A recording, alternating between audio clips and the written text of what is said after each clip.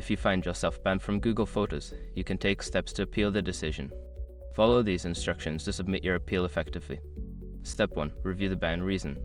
Understand why your account was banned by checking any emails or notifications from Google. This will help you address the specific issues in your appeal. Step 2. Gather evidence. Collect any relevant information or evidence that supports your case.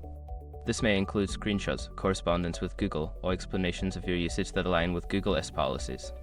Step 3. Access the appeal form. Visit the Google support page for account issues and locate the appeal form specific to Google Photos. Ensure you are on the correct page to avoid delays in processing your appeal. Step 4. Complete the appeal form. Fill out the appeal form with accurate information. Clearly explain your situation, provide the evidence you gathered, and express why you believe the ban should be lifted. Step 5. Submit and wait for a response. After submitting your appeal, be patient. Google may take some time to review your case. Keep an eye on your email for any updates or requests for additional information. In conclusion, appealing a ban on Google Photos requires understanding the reason for the ban, gathering supporting evidence, and submitting a clear appeal. Stay patient as you await a response from Google.